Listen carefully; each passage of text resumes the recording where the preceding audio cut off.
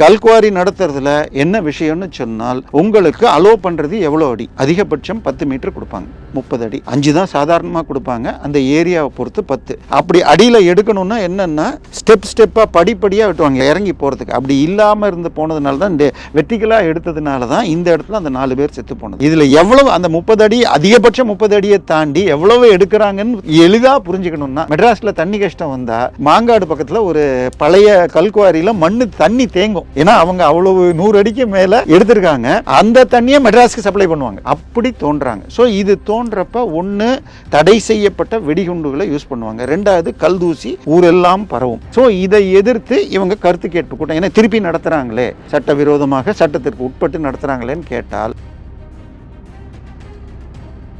எடுத்திருக்கிறது குறைஞ்சபட்சம் 1.55 கோடி. எடுக்கிறேன்னு சொன்னது 1 டன் 1000 கிலோ. 88 லட்சம் கன்று எடுத்திருக்கேன்னு சொன்ன இடத்துல 1.55 லட்சம் கோடி டன் எடுத்திருக்காங்க. இதுக்கு டெண்டர்ல திமுக ஃபிக்ஸ் பண்ண ரேட்டு 1 டன்னுக்கு 300 ரூபா, 1000 கிலோவுக்கு 300 ரூபா. ஆனால் இந்த சத்யபிரகாஷ் சாஹூ விசாரிச்சப்போ பக்கத்தில் இருக்கிற ஆந்திரால அதோடைய ரேட்டு 5500 ரூபா, ஒரிசால அதோடைய ரேட்டு 8500 ரூபா. ஸோ இந்த ரெண்டுக்கும் நடுவில் 5500 ரூபாயை ஃபிக்ஸ் பண்ணி கிட்டத்தட்ட 3780 கோடி ரூபாய்க்கு இந்த 15 வருஷத்துல எடுத்திருக்காங்க. இந்த கல்குவாரி ஓனர்கள் பூமி தாயின் மார்பை அரித்து ரத்தத்தை குடிக்கிறார்கள். இந்த மாதிரி இந்த ஜெயகாந்தன் IAS ரேட்டை ஃபைனை குறைச்சு EMI கொடுத்தது தப்பு அப்படின்னு சொல்லியிருக்காங்க. இந்த தீர்ப்பு வந்த பிறகுதான் திரு துரைமுருகன் அவர்கள் அந்த துறையிலிருந்து நீக்கப்பட்டு திரு ரகுபதி அவர்களை போட்டாங்க. ஆசியாவிலேயே மிகப்பெரிய போர்ட்டாக கேரளாவில் விழிஞ்சம் போட்டு கட்டியிருக்காங்க அதானி. அதற்கு மிகப்பெரிய அளவில் கல்லும் மணலும் சப்ளை பண்ணுது. சார், மணல் கடத்தல் இதுவும் இன்றைக்கு மிக உச்சத்தில் இருக்கிறது. ஒரு மாவட்டத்திற்கு 100 கோடி குவாரியிலிருந்தும் கிரஷர்களிலிருந்து 150 கோடி வசூல் செய்ய வேண்டும் என்றும் ஆர்டர்கள் போடப்பட்டுள்ளதாக சொல்லப்படுகிறது. 262 கோடி ஃபைன். இதெல்லாம் இந்த 262 கோடி 700 கோடிலாம் எப்படின்னு சொன்னால், நீங்கள் இன்றைக்கி மணல் போய் பக்கத்தில் போய் கேட்டிங்க, நம்ம ஆஃபீஸில் ஒரு பார்ட்டிஷன் வால் கட்டணும்னு மணல் வேணும்னு போய் கேட்டிங்கன்னா ஒரு யூனிட்டு 7000 ரூபா 8000 ரூபா. ஆனால் கவர்மெண்ட் ரேட்டு 1000 ரூபா. அந்த ரேட்டில் தான் இந்த 262 அதை 13 கோடியாக குறைக்கிறாங்க. அவர் கருணாநிதி அறிவாலயம்னு திருச்சியில் கட்டினப்போ கூட வாஸ்து பூஜை போட்டு தான் ஆரம்பிப்பார். அதெல்லாம் இன்றைக்கி புதுசு இல்லை. இது சட்டநாதர் கோயில் தான் கொஞ்சம் வித்தியாசம். பேரே பார்த்துட்டிங்களா, சட்டநாதர். இப்போ அவர் எங்கே மாட்டிகிட்டு இருக்காரு, சட்டத்துக்கிட்ட மாட்டிக்கிட்டு இருக்காரு. ஸோ தப்பிக்கிறது ஒன்று தெரிஞ்சுக்கங்க, நம்மெல்லாம் பக்கத்தில் இருக்கிற சிவன் கோயிலுக்கு போவோம், அதிகபட்சம் திருப்பதி பழனின்னு போவோம். ஆனால் வழக்கில் தப்பிக்கிறதுக்குன்னே சட்டநாதர் கோயில்னு ஒன்று இருக்கா? ஸோ இவங்களுடைய இது பைத்திய அறிவுங்கிறதெல்லாம் தனக்கு வழக்கு வந்தால் என்ன வேணால் செய்வாங்க. அதுதான் சட்டம்.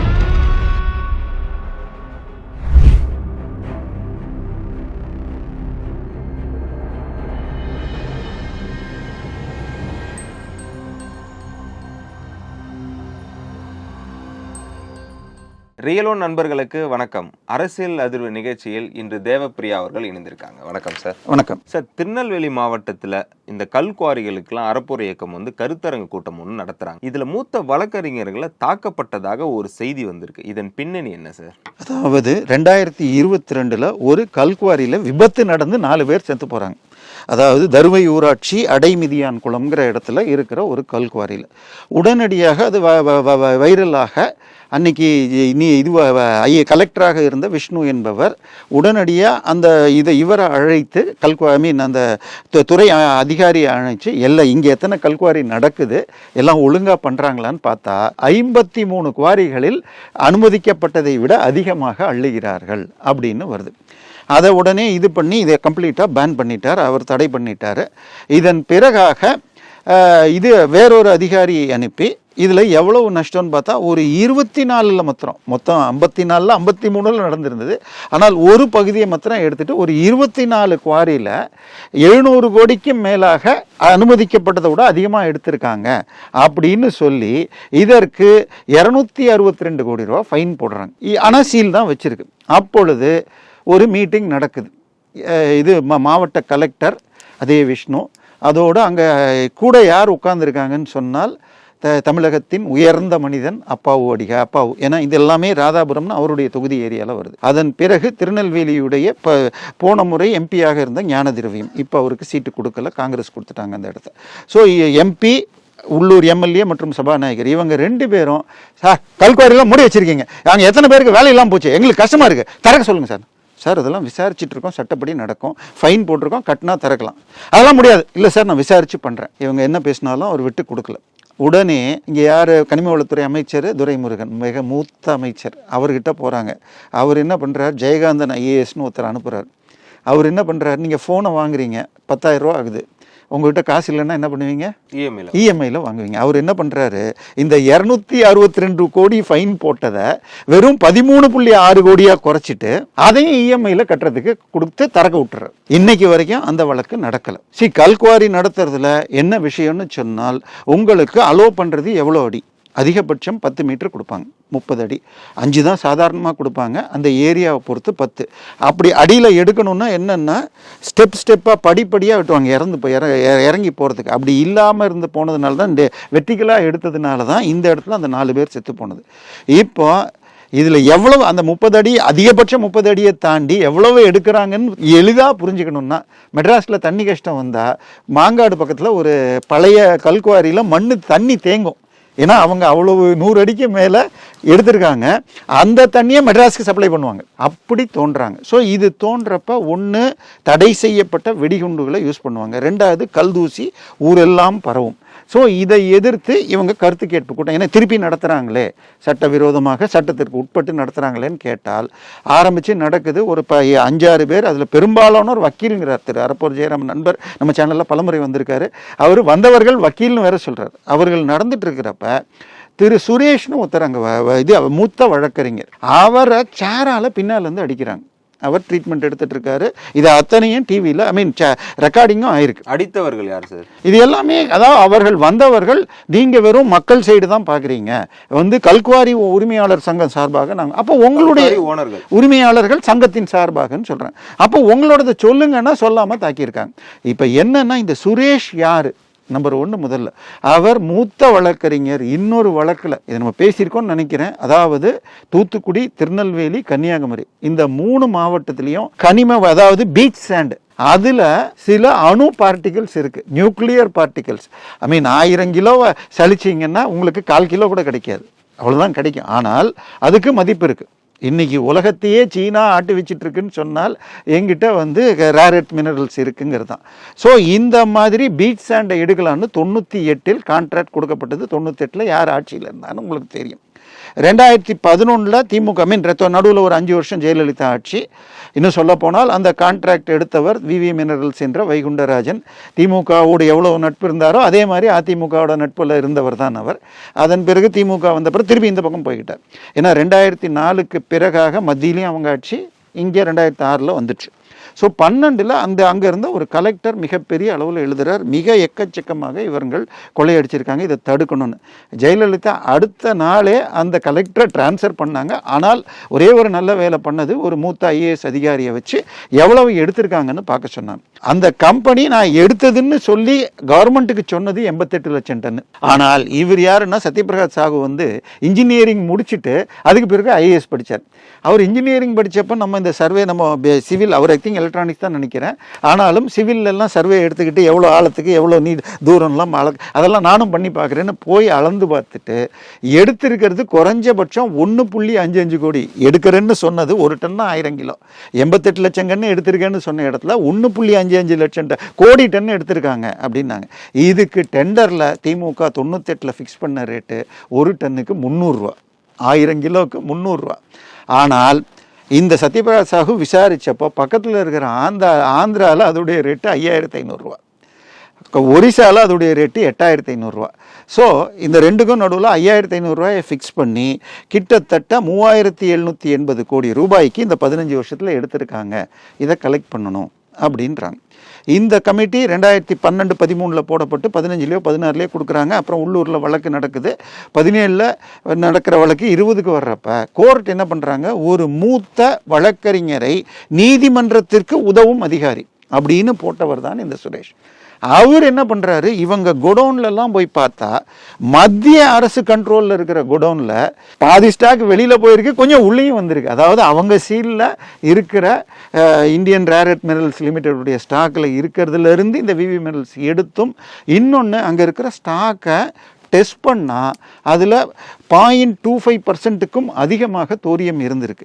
இவ்வளவு எடுக்கணும்னு சொன்னால் 88 லட்சமும் பத்தாது, 1.5 கோடியும் பத்தாது, 7 கோடி டன் எடுத்திருக்கணும் அப்படின்னு இந்த சுரேஷ் சொன்னார். இந்த 3 அறிக்கையும் ஏற்றுக்கொண்டு இந்த 3780 கோடியை விவி மினரல்ஸ்லேருந்து வசூல் பண்ணுங்கன்னு தமிழ்நாடு அரசுக்கு சென்னை ஹைகோர்ட்டு தீர்ப்பு கொடுத்து இந்த வழக்கை ஐடி, இடி, சிபிஐ 3ம் விசாரிக்கணும்னு தீர்ப்பு கொடுத்தாங்க. இந்த பெஞ்சுக்கிட்ட தான் டாஸ்மாக் போச்சு. அதுக்காக தான் சுப்ரீம் கோர்ட்டில் இந்த பெஞ்சு வேண்டாம்லாம் போனது, திரு எஸ்.எம். சுப்ரமணியம். ஸோ இந்த வழக்கில் இன்னைக்கு வரைக்கும் வசூல் பண்ணாமல் இதை போய் சுப்ரீம் கோர்ட்டில் ஸ்டே வாங்கி வச்சுருக்காங்க விவி மினரல். ஆனால் இப்போ அந்த சுரேஷை தான் நீதிமன்றத்திற்கு உதவும் அதிகாரியாக நியமிக்கப்பட்டவரை இன்றைக்கி தாக்கியிருக்காங்க. ஸோ இந்த இப்போ நமக்கு என்ன பண்ணுறாங்க, செந்தில் பாலாஜி வழக்குன்னா என்னென்ன மூத்த வழக்கறிஞர் கபில் சிபல், அபிஷேக் மனு சிங்வி, முகுல் ரோத்தகி, சித்தார்த் லூத்ரா, இன்னும் லிஸ்ட்டு போய்கிட்டே இருக்குது. இது இவரை தாக்கியதால் வழக்கு எதனா போட்டிருக்காங்களா சார் அவர் மீது? இல்லை, இப்பொழுது 5 பேரை கைது பண்ணதாக இன்னைக்கு காலையில் பேப்பரில் இருக்குது. அந்த எஃப்ஐஆரை லாக் பண்ணி வச்சுருக்காங்களாம். எடப்போர் போய் தேடினால் இன்னைக்கு இது ஒரு அடுத்த பிரச்சனை. எல்லா எஃப்ஐஆரையும் ஆனில் தான் வைக்கணும். இப்போ குழந்தைகள் மற்றும் பெண்கள் பாதிக்கப்பட்டால் மட்டும்தான் அதை லாக் பண்ணணும். ஆனால் இதில் வெறும் அவங்க அன்லாஃபுல் அசம்பிளி அந்த மாதிரி போட்டிருந்தா ஒரே நாளில் வெளியில் வந்துடுவாங்க. இப்போ எதில் போட்டிருக்காங்கன்னு தெரியாது. ஸோ இப்போ இந்த வழக்கு இருக்குல்ல, இதில் எப்படி ஆச்சோ 262 கோடி ரூபாய் ஃபைனை 13 கோடியாக குறைச்சி இஎம்ஐயில் கொடுத்தாரு இதே ஜெயகாந்தன் ஐஏஎஸ். கோயம்புத்தூரில் இதே மாதிரி பண்ணின இன்னொரு வழக்கில் வேறொரு நீதிபதி பெஞ்சு என்ன சொன்னாங்கன்னா, இந்த கல்குவாரி ஓனர்கள் பூமி தாயின் மார்பை அரித்து ரத்தத்தை குடிக்கிறார்கள், இந்த மாதிரி இந்த ஜெயகாந்தன் ஐஏஎஸ் ரேட்டை ஃபைனை குறைச்சி இஎம்ஐ கொடுத்தது தப்பு அப்படின்னு சொல்லியிருக்காங்க. இந்த தீர்ப்பு வந்த பிறகுதான் திரு துரைமுருகன் அவர்கள் அந்த துறையிலிருந்து நீக்கப்பட்டு திரு ரகுபதி அவர்களை போட்டாங்க. ஆனால் அந்த வழக்கு என்ன ஆச்சுன்னு தெரியாது, இந்த வழக்கு என்ன ஆச்சுன்னு தெரியாது. இன்னும் சொல்ல போனால் இப்போ நம்ம தூத்துக்குடியில் ஸ்டெர்லைட் நிறுவனத்துக்கு மிகப்பெரிய கான்ட்ராக்டராக இருந்தது கீதா ஜீவன் அவங்க குடும்பம். இப்போது இந்தியாவிலேயே ஆசியாவிலேயே மிகப்பெரிய போர்ட்டாக கேரளாவில் விழிஞ்சம் போட்டு கட்டியிருக்காங்க அதானி. அதற்கு மிகப்பெரிய அளவில் கல்லும் மணலும் சப்ளை பண்ணது அப்பாவுடைய மகன் என்று சொல்லப்படுகிறது. ஸோ இது முழுக்க இவர்களுக்கு லாபமாக இருக்கும். மணல் எடுத்துக்கிட்டிங்கன்னா ஓகே, இதே திருநெல்வேலியில் கல்லிடைக்குறிச்சிக்கிட்ட மணல் அங்கே என்ன பண்ணுறாரு, ஒரு பாதிரியார் ஒருத்தர் கேரளாவை சேர்ந்தவர், நான் எம்சாண்ட் ஃபேக்ட்ரி நடத்துறதுக்கு பர்மிஷன் வாங்கிட்டு இல்லீகல் குவாரி பண்ணுறார். அவர் 100 கோடிக்கு மேலே மணலை எடுத்து கேரளாவுக்கு அனுப்பியிருக்காருன்னு கேஸ் நடக்க 10 கோடி ரூபாய் ஃபைன் போடப்பட்டது மணிவேல் ஜோசப் என்பவர். அவர் அதை எதிர்த்து வழக்கு போட்டுட்ருக்கார். அதன் பிறகாக சபரிமலை இருக்கிற பதனம்திட்டா ஆர்சி சர்ச்சுடைய பிஷப்பு மற்றும் 5-6 பாதிரிகள் கைதானார்கள், பெயிலில் போயிட்டாங்க. சார், மணல் கடத்தல் இதுவும் இன்றைக்கு மிக உச்சத்தில் இருக்கிறது. இதையெல்லாம் நடந்துட்டு இருக்கிறப்ப நேற்று ஒரு செய்தி வந்திருக்கிறது, சொல்லலாமான்னு பயமாக இருக்குது. எலெக்ஷன் வந்துருச்சு, திமுக எப்படி சந்திக்கும்னு தெரியும். ஏற்கனவே தொகுதிக்கு 10 கோடி அனுப்பிவிட்டார்கள் அப்படின்னு வருது. அது பத்தாதா இல்லது அதுக்கு பேக்கப் பண்ணணுமான்னு தெரியல. ஒரு மாவட்டத்திலும் இன்னைக்கு 37 மாவட்டத்தில் 28-29 மாவட்டத்தில் கல்குவாரிகள் இருக்கிறது. கல்குவாரிக்கு 100 கோடி ரூபா கொடுக்க ஓனர்ஸ்டேருந்து 100 கோடி ஒரு மாவட்டத்திலிருந்தும் வசூல் செய்து பார்ட்டி ஃபண்டு கொடுக்க வேண்டும். லிக்விட் கேஷாவா சார்? இதெல்லாம் என்கிட்ட கேட்டால் நான் என்ன பண்ணுறது, 99% அப்படி தான். அதுக்கப்புறம் 2 இருக்குது. ஒன்று குவாரி. இந்த குவாரியில் பாறையை வெட்டுறப்போ இந்த சைஸு கல் வரும். ஆனால் நீங்கள் ரோடு போடுறதோ வீட்டுக்கு இது போடுறதா இருந்தால் சின்ன சின்ன ஜல்லியாக மாறணும். அதை மாற்றுறதுக்கு பேர் தக்கையிலேருந்து உடைக்கிற இது க்ரஷர்னு பேர். ஸோ க்ரஷர்கிட்டேருந்து 150 கோடி ஒரு மாவட்டத்திலேருந்து 7000 கோடி டார்கெட் கொடுக்கப்பட்டுள்ளதாக ஒரு செய்தி இப்பொழுது பத்திரிகைகளில் வருகிற எலெக்ஷனுக்கு இல்லது எலெக்ஷனில் தோத்தாலும் பார்ட்டியை காப்பாற்றுவதற்கான தெரியல. ஏன்னா எலெக்ஷனுக்கு ஆல்ரெடி முதல் இது போயிடுச்சுன்னாங்க, 2வதும் போனதாக சில நாள் முன்னாடி ஏற்கனவே நீங்கள் சொல்லியிருந்தீங்க கண்டெய்னரில் போச்சுன்னு சொன்னேன். ஸோ இப்போ ஒரு மாவட்டத்திற்கு 100 கோடி குவாரியிலிருந்தும் கிரஷர்களிலிருந்து 150 கோடி வசூல் செய்ய வேண்டும் என்றும் ஆர்டர்கள் போடப்பட்டுள்ளதாக சொல்லப்படுகிறது. இந்த திருநெல்வேலி கல்குவாரி விவகாரம் இருக்குல்ல சார், இதில் ஐஏஎஸ் நிர்மல் குமாரை வந்து பார்த்தீங்கன்னா இடமாற்றம் பண்ணியிருக்காங்கல்ல, சார் யாரெல்லாம் இதுக்கு உதவுறாங்களோ அவங்களெல்லாம், அதான் சொல்கிறேனே, அந்த அதிகாரி ஒத்துக்கலன்னு ஒன்று ஜெயகாந்தன் IPSங்கிறவரை போட்டு, அவர் தான் நிர்மல்குமார் தான் இந்த ஃபைனை போட்டது, 262 கோடி ஃபைனை போட்டது. அவரை கேட்டால் குறைங்கன்னா, இல்லை சார் நான் ரூல் படி தான் போட்டிருக்கேன், ஏற்கனவே ஹைகோர்ட்டில் 100% வாங்கலான் இருக்கு, நான் கொஞ்சம் குறைச்சி காட்டி 700 கோடியே 262 கோடி, நீ எல்லாம் சரியில்லை, எங்களுக்கு இருக்கார் துரைமுருகன், அவரை கூப்பிட அவர் உடனே இன்னொரு அதிகாரி அனுப்புறதுக்கு 262 கோடி ஃபைன். இதெல்லாம் இந்த 262 கோடி 700 கோடிலாம் எப்படின்னு சொன்னால், நீங்கள் இன்றைக்கி மணல் போய் பக்கத்தில் போய் கேட்டிங்க, நம்ம ஆஃபீஸில் ஒரு பார்ட்டிஷன் வால் கட்டணும்னு மணல் வேணும்னு போய் கேட்டிங்கன்னா ஒரு யூனிட்டு 7,000 ரூபா 8,000 ரூபா, ஆனால் கவர்மெண்ட் ரேட்டு 1000 ரூபா. அந்த ரேட்டில் தான் இந்த 262 அதை 13 கோடியாக குறைக்கிறாங்க. ஸோ இது ஏற்கனவே உயர்நீதிமன்றத்தில் மிக தீவிரமான தீர்ப்பு. அந்த திருப்பூர் ஜட்மெண்ட்டை உங்களுக்கு அனுப்புகிறேன். ஏன்னா இதே மாதிரி செம்மண் கடத்தல் வழக்கில் நம்மக்கிட்ட பேசுவார் முரளி அவர்கள். அவர் கொடுத்த வழக்கில் கோயம்புத்தூரில் இருக்கிற அந்த தடாகம் பகுதியில் இருக்கிற ரிசர்வ் ஃபாரஸ்ட்டுக்குள்ள மலை போன்ற பகுதியில் பாறையை உடைச்சி ரோடு போட்டிருக்காங்க, பாலம் கட்டியிருக்காங்க, எடுத்திருக்காங்க. இதுக்கு SIT போடுங்கன்னு நாங்கள் போட்டாங்களான்னு தெரில, நீங்கள் முரளியை கேட்டால் தான் சொல்லணும். இதுக்கு அடுத்தது அதே முரளி வழக்கில் மருதமலை கோவிலில் 120 அடிக்கு சிலை வைக்கிறேன்னாங்க. அதை தடுப்பதற்கு அவர் போய் அது பண்ணிங்கன்னா அங்கே இருக்கிற யானைகளுக்கு பாதிப்பு வரும்னு ஒன்று இப்பொழுது இருக்கும் நிலை மாற்றக்கூடாதுன்னு ஸ்டே வாங்கியிருக்கேன். சார் முரளி நம்மக்கிட்ட அடிக்கடி பேசுபவர்கள் தான், முரளியாக இருக்கட்டும், அரப்பூர் ஜெயராமன், அந்த இயக்கத்தை அவங்க செய்கிற தொண்டு மாபெரும் தொண்டு, அவர்களுக்கு நாம் பின்னாடி நிற்கணும். ஆனால் தமிழக அரசு என்ன செய்யும்னு தான் பார்க்கணும். சார், KN நேரு அவர்கள் இதுவரைக்கும் செய்யாத ஒரு விஷயத்தை செஞ்சுருக்காரு. என்னென்னா சீர்காழி சென்று சட்டநாதர் கோயிலுக்கு போயிட்டு பூஜை செய்திருக்காரு. இது எப்படி பார்க்குறீங்க? என்ன காரணத்துக்காக இப்போ போயிருக்காரு சார்? இல்லை, அவர் ஒரு நல்ல பக்தர் தான். அவர் கருணாநிதி அறிவாலயம்னு திருச்சியில் கட்டினப்போ கூட வாஸ்து பூஜை போட்டு தான் ஆரம்பிப்பாரா? அதெல்லாம் இன்றைக்கி புதுசு இல்லை. இது சட்டநாதர் கோயில் தான் கொஞ்சம் வித்தியாசம். பேரே பார்த்துட்டிங்களா, சட்டநாதர். இப்போ அவர் எங்கே மாட்டிகிட்டு இருக்காரு? சட்டத்துக்கிட்ட மாட்டிக்கிட்டு இருக்காரு. ஸோ தப்பிக்கிறது ஒன்று தெரிஞ்சுக்கங்க, நம்மெல்லாம் பக்கத்தில் இருக்கிற சிவன் கோயிலுக்கு போவோம், அதிகபட்சம் போனால் திருப்பதி பழனின்னு போவோம். ஆனால் வழக்கில் தப்பிக்கிறதுக்குன்னே சட்டநாதர் கோயில்னு ஒன்று இருக்கா? இதை விட இன்னொரு ஃபேமஸ் கோயில் இருக்குது. அது எங்கன்னா காஞ்சிபுரம் பக்கத்தில் வழக்குறுத்தீஸ்வரர் கோவில்னு, வழக்கு உருத்தீஸ்வரர் கோவில்.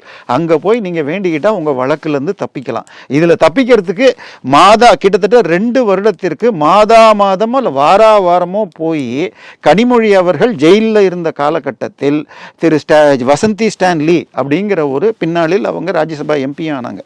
இப்போ அவங்க உயிரோடு இல்லை. அவங்க போய் அவங்க RC கிறிஸ்டியனான அவங்க கனிமொழிக்காக போய் இது பண்ணிட்டு வந்தாங்க. ஆனால் இது கொஞ்சம் புதுசாக இருக்குது சார். எந்த சட்டத்தில் மாட்டினாலும் சரி இந்த மாதிரி கோயில் சென்று இல்லை அதுலலாம் எதுவெல்லாம் தப்பிக்க முடியாது. தப்பிக்கிறதுக்கு காரணம் சட்டத்தில் இருக்கிற ஓட்டைகள். இது ஏன்னா இவங்களுக்கு எப்படி தப்பிக்கணும்னு ரொம்ப நல்லா தெரியும். அதாவது 1980 உங்களுக்கு MGR ஆட்சியை கலைச்சிட்டு தேர்தல் வைக்கிறதுக்கு கோரிக்கை வைக்கிறாங்க. அப்போ இந்திரா காந்தி ஒரு கண்டிஷன் போட்டாங்க. நான் 71 தேர்தல் அப்போ வெறும் ஒரு MLA சீட்டில் கூட நிற்காமல் நான் 39 MPக்கு 10 சீட்டு வாங்கிட்டு நின்னாங்க. ஆனால் இந்த முறை பாதிக்கு பாதி, திமுக பாதி, காங்கிரஸ் பாதி. ஆனால் யார் கருணாநிதி சீஃப் மினிஸ்டர்னு சொல்ல மாட்டோம், 2ல் யார் அதிகமாக ஜெயிக்கிறோம்னு சொன்னாங்க. இவர் போட்ட ஒரே கண்டிஷன், என்னுடைய கேஸு ஷா கமிஷன் கேஸ் எல்லாம் வாபஸ் வாங்கணும். அவங்க அதை வாபஸ் வாங்கினாங்க. முதலமைச்சர் இல்லாட்டையும் பரவாயில்லன்னு ஆட்சியை கலைச்சிட்டு நின்னாங்க, மக்கள் கொடுத்தாங்க. இதோட இன்னொன்று பார்த்தா தமிழகத்தின் அதானின்னு யாரை சொல்லலாம்? நம்ம தயாநிதி மாறன், கலாநிதி மாறன் அவர்கள் மீது அந்த சன் டிவி கேபிள் போட்ட வழக்கெல்லாம் உச்சத்தில் இருந்த பொழுது ஜோசியர்கள் சொன்னார்கள்னு சொல்லிட்டு காளஹஸ்தியில் போய் அவர்கள் 2 பேருடைய மனைவி மற்றும் கருணாநிதியுடைய அவங்க அக்கா செல்வி அவர்கள்லாம் போய் பண்ண ஃபோட்டோ பேப்பர் கட்டிங்க என்கிட்ட இருக்குது. சார், இவங்களுடைய பக்தி வெளியில் சொல்லாமல் ஏமாத்தது. கருணாநிதி கோபாலபுரத்துலேருந்து வீட்டுக்கு வெளியில் வர்றப்போ அந்த கிருஷ்ணர் கோயிலை பார்த்துட்டு தான் வெளியில் போவார்னு சொல்லுவாங்க. அவர் அந்த குலதெய்வ கோயிலில் அவர் வழிபட்ட ஃபோட்டோவும் இருக்கும், ஸ்டாலின் வழிபட்ட ஃபோட்டோவும் இருக்கும். நயனதாராவோடு நட்பில் இருந்த பொழுது உதயநிதி அவர்கள் அங்கே காப்பான் கதிர்வேலன்னு இது ஒரு படம் நடித்தப்போ இதில் பழனியில் காவடி தூக்கியதாக ஒரு photo, black and white photo இருக்குது. உண்மையான்னு எனக்கு தெரியல, அதனால் நான் அதை பகிர்றதில்லை. பட் செய்தியாக இன்றைக்கும் வெப்சைட்டில் அந்த இது இருக்குது.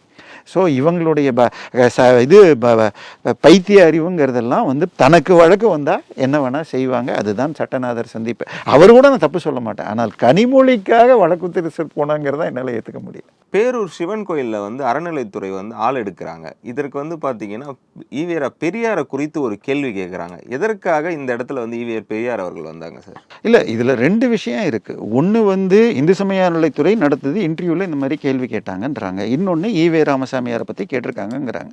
இப்போ பிரச்சனை என்னன்னா, இப்போ வர்றவன் என்ன எதிர்பார்ப்பான்? கோயிலை பற்றி கேள்வி கேட்பாங்க. இந்த கோயிலை பற்றி தெரியுமா, பூஜைனா எப்படி பண்ணணும்? ஏன்னா கோயிலில் எந்த வேலையாக இருந்தாலும் யாராவது வந்து ஏன் இன்னைக்கு பண்ணல, திறந்து விடுனா இல்லை சார் காத்தால பூஜை நடக்குது, நெய்வேத்தியம் நடக்குதுன்னு வரவங்களுக்கு எந்த வேலையில் இருந்தாலும் கோயிலுடைய சடங்கு முறைகளை பற்றி தெரிஞ்சுட்டு வரணும். இப்போ இந்த கேள்வி என்ன அவசியம்னு தெரியல. நம்பர் 1. நம்பர் 2, இப்போ ஈவே ராமசாமியாரை பற்றி என்ன வேணால் சொல்லலாமா? ஈவே ராமசாமியாரை பற்றி நாம் தெரிந்து கொள்ளணும்னா நேரு அவர்கள் எழுதுனதை சொல்லலாமா? 1956 சட்ட எரிப்பு போராட்டம்னு இவர் பண்ணி போராட்டத்தை ஆரம்பிச்சுட்டு அதில் பிராமணர்களை கொலை செய்யணும்னு பேசினார். உடனே நேரு அவர்கள் அன்றைய சீஃப் மினிஸ்டர் காமராஜருக்கு லெட்டர் அனுப்பிட்டு, dear Kamaraj Nadar, that lunatic EVR நாயக்கர்னு எழுதிட்டு அவர் பேரில் ஏன் கேஸ் போடலன்னு கேஸை நடத்தி கடைசியில் 6 மாதம் ஜெயில் தண்டனைக்கு போனார். அந்த வழக்கை ஜட்ஜாக இருந்தவர் இன்னைக்கு நம்ம HCL சிவநாடாருடைய அப்பா சிவசுப்பிரமணியன் நாடார். SSN காலேஜின்னு இப்போ SSN இருக்குது, அந்த காலேஜ் அவருடைய பேரில் தான் இருக்குது. ஆனால் அதில் கவர்மெண்ட் வக்கீலாக இருந்தவரை இவரை இதில் கூப்பிட்றதுக்காக குற்றவாளி கூண்டில் அவர் அங்கே வெளியில் இருந்தால் ஈவே ராமசாமின்னு கூப்பிட்டதுக்கு கோவப்பட்டுக்கிட்டு ஒருவர் அவர் மீது உங்களுக்கு ஆசிட் அடித்தார். ஆசிட் தியாகராஜன் அவரை கடைசி வரை போற்றி 2020 இறந்து போனார். இதுதான் இவங்களுடைய ஒரு வழக்கறிஞர் அவருடைய வேலையை செஞ்சுருக்கார். நீதிபதிக்கு கூட சொல்லலை. சரி, இது 56 வழக்கு. 52 இவங்க திருச்சியில் பிள்ளையார் சிலை உடைப்பு போராட்டம் நடத்தாங்க. இந்த ஈவே ராமசாமியார், அதுக்கப்புறம் நம்ம திருமுருகன் காந்தி, செபாஸ்டியன் சீமான், இதெல்லாம் இந்த 21ஆம் நூற்றாண்டில் ஈவே சீமான் திருமுருகன் காந்தினா போன இதில் ஈவே ராமசாமியார். இவங்களுக்கெல்லாம் பார்த்தா ஒரு முட்டுச்சந்தில் 20 பேர் கூடுவாங்க. ஆனால் ஒரு பெரிய போராளிங்கிற மாதிரி இருப்பாங்க. அந்த இதில் திருச்சி கூட்டத்தில் ஒரு 100 பேர் என்னமோ கலந்துக்கிட்டு இவர் உடைக்கிறார். இதை எதிர்த்து ஒரு தமிழர் வீரபத்ரன் செட்டியாருங்கிற ஒரு என்ன பண்ணுறாரு, அங்கே போய் போலீஸ் ஸ்டேஷனில் கம்ப்ளைண்ட் கொடுக்குறாங்க. அவங்க எடுத்துக்கல. செஷன்ஸ் கோர்ட் போடுறாரு, மாஜிஸ்ட்ரேட் கோர்ட் போடுறாரு, மெட்ராஸ் ஹைகோர்ட் போடுறாரு. இங்கெல்லாம் போய் ஈவேரா என்ன சொன்னார் தெரியுமா? நான் பிள்ளையார் சிலையை உடைக்கவில்லை, நான் கடையில் விற்ற மண்பொம்மையைத்தான் உடைத்தேன் அப்படின்னு சொல்ல, இதே தமிழக அரசு வழக்கறிஞர்கள் எதிர்க்காததனால் இங்கெல்லாம் தப்பிச்சிட்டார். இவர் விடாமல் சுப்ரீம் கோர்ட்டுக்கு போகிறார். சுப்ரீம் கோர்ட்டுக்கு போகிறதுக்குள்ளே 4 வருஷம் ஆயிடுச்சு. ஸோ இந்த வழக்கு வந்தப்போ இதை பற்றி ஃபுல்லாக அனலைஸ் பண்ணிவிட்டு கடைசி 4 லைன் மாத்திரம் நான் சொல்லிடுறேன்.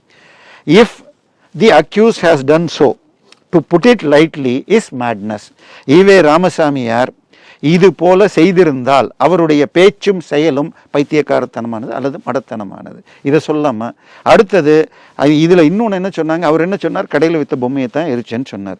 இதையும் அழகாக விளக்கிட்டு, அதாவது ஒருவர் அது கேஸ் டெல்லியில் நடந்ததுனால சீக்கியர்களுக்கும் முக்கியமான புத்தகம். நம்ம வந்து பகவத்கீதையெல்லாம் ரொம்ப அந்த அளவுக்கு மதிப்பதில்லை. பட் முஸ்லீம்களோ கிறிஸ்தவர்களோ அவங்க குரான் பைபிளை மதிக்கிற மாதிரி சீக்கியர்கள் மதிப்பார்கள். அதனால அவங்க விளக்கத்தில் என்ன சொன்னாங்க, ஒருவர் குரானையோ பைபிளையோ குரு கிரந்த் சாஹிப்பையோ எரிக்கிறேன் என்று அல்லது கிழிக்கிறேன் என்று சொன்னால் மதநிந்தனை வழக்கில் அவரை நாம் தண்டனை கொடுப்போம். ஆனால் அவரே நான் கடையில் வித்த புத்தகம்னா யாரும் ஏற்றுக்க மாட்டான். இவர் தெளிவாக பிள்ளையார் சிலை உடைக்கிறேன்னு தான் நடத்திருக்கார். இந்த வழக்கை இவர்கள் நடத்திய விதம், கீழ்கோர்ட்டுகள் அணுகிய விதம் மிகவும் தவறு அப்படின்னு சொல்லி இவருடைய பேச்சும் செயலும் மடத்தனமானது அப்படிங்கிறது தான் இதை சொன்னால் ஒத்துப்பாங்களா? இதுக்கு இந்த வழக்கு முடிஞ்சு 5 வருஷம் ஆயிடுச்சு. இவருடைய வயதை காட்டி இவருக்கு தண்டனை கொடுக்கவில்லை.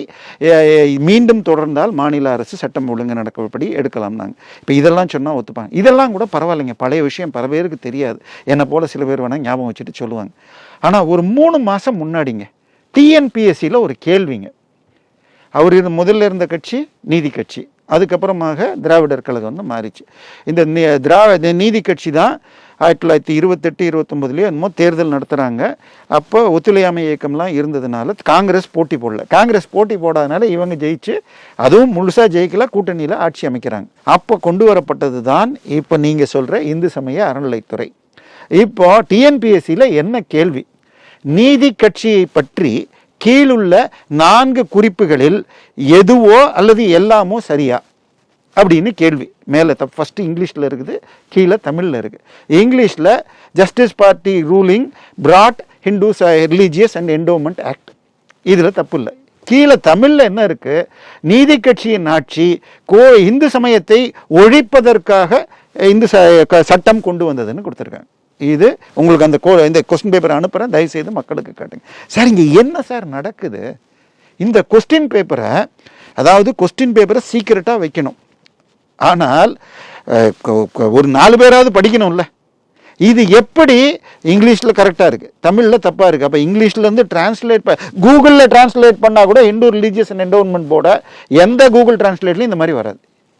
நீதி கட்சினாலே கோயிலையும் இந்துக்கள் தமிழர் மதத்தை அழிக்கணும் தான் இருக்குன்னு நம்பிக்கையில் டிரான்ஸ்லேட் பண்ணாங்களா? அப்போ வேணும்னே வந்து டைப் பண்ணப்பட்டது அதில் இல்லை, என்னன்னு தெரியல. அதாவது திரு நட்ராஜ் நம்ம சேனலில் வந்து பேசியிருக்காரு. அவர் என்ன சொன்னார்னா, சார் ஒரு 10 கொஸ்டின் பேப்பர் எடுப்பாங்களா, 100 கேள்விக்கு 10 பேர்கிட்ட வாங்கிட்டு அதுலேருந்து 5-10 கேள்வி, ஒத்தட்ட 5, ஒத்தட்ட 10, ஒத்தட்ட 15ன்னு வைப்பாங்களாம். ஏன்னா மிக்ஸ் பண்ணி ஒத்தரே லீக் பண்ணால் கூட 5 கேள்விக்கு மேலே ஒத்தட்டு வந்து போகாதுன்னு சொல்லிட்டு, அப்படி அதில் 5 பேர் இங்கிலீஷ் தெரிஞ்சவங்களாகவும் 5 பேர் தமிழ் தெரிஞ்சவங்களாக இருக்காங்க.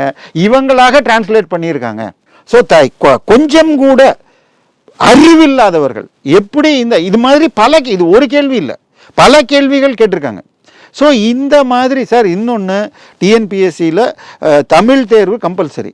15ல் 20 லட்சம் பேர் அப்ளை பண்ணாங்க. நான் சொல்கிறது ஒரு வருஷத்துக்கு முன்னாடி 15 லட்சம் பேர் தான் வந்தாங்க. மொத்தம் 700 போஸ்ட்டுக்கு 20 லட்சம் பேர் அப்ளை பண்ணுறாங்க. வந்தது 2000 போஸ்ட் நினைக்கிறேன். வந்தது 15 லட்சம், 5 லட்சம் பேர் வரல. எழுதுனதில் 5 லட்சம் பேர் ஃபெயில். ஸோ தமிழை எப்படி வளர்த்துருக்காங்க சார்? தயவு செய்து இதில் என்ன பிரச்சனைனா, ஈவேராவை கேள்வி கேட்டால் அவங்களுக்கு ப்ரொமோஷன் கிடைக்கும்னு இவங்க கேள்வியை வச்சாங்களா, இல்லை ஈவேரா பற்றியே உண்மை தெரிஞ்சு சொன்னால் ஒத்துப்பாங்களா? இதெல்லாம் என்னன்னு தெரியல. இது நாட்டில் நல்லது நடப்பதாக தெரியவில்லை. தொடர்ந்து பேசுவோம் சார். எங்களோடு இணைந்து பல்வேறு தகவலை பயந்ததற்கு மிக்க நன்றி.